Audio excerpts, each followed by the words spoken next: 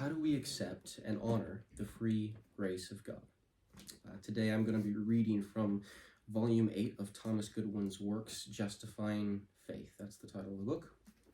And we're going to go kind of towards the middle to page 195.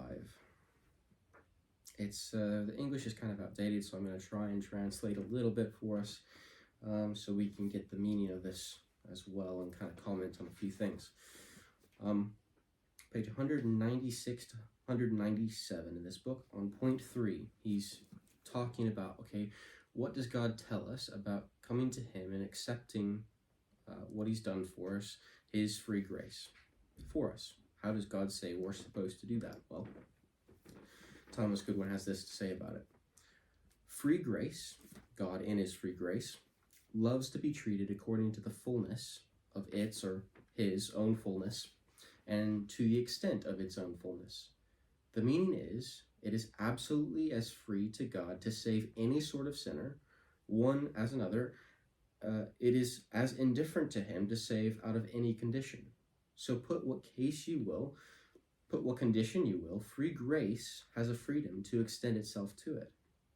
And so he's saying, no matter your condition, no matter how many sins or how few sins as you see it, whatever condition you're in, God's free grace is open to you. He makes no differentiation. And so he says later on down, now when the soul sees this, sees the freeness, the abundance of the grace of God, when he sees that it's open to anyone in whatsoever condition, he honors free grace mightily. He comes not to be accepted because he has fewer sins, because that would be to take away from grace. Nor is he discouraged because he has an abundance of sin, because that would be to claim that there's some lack in God's free grace. Oh, I'm too bad, I can't come to him. Or, I'm too good, I don't really need that. Both are wrong.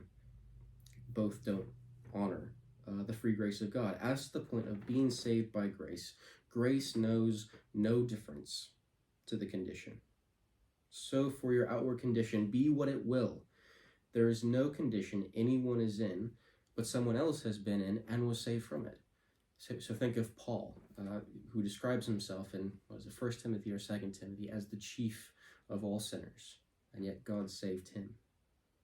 And more than that, as Galatians 1 talks about, it's Galatians 1, when Paul recounts his ministry and how and why Jesus called him. Not only was he saved, but he was saved to proclaim the gospel, to preach. For God is no acceptor of persons. In other words, he shows no partiality, but is rich to all that call upon him, whatever condition. Now to have a soul possessed with thoughts of the freeness of his grace, and to treat with God accordingly, that is, to come to God accordingly, this honors his grace, and this God loves, and this he delights in. God loves and delights to save sinners freely, according to his own grace, just as they come to him in whatever condition they are, no matter how many sins or how few, just so that they come and say, yes, I need your grace. I have no merit meriting your grace, and I don't have enough demerit to take away from the grace that you're offering. And that is Thomas Goodwin's answer to how we accept and honor the grace of God.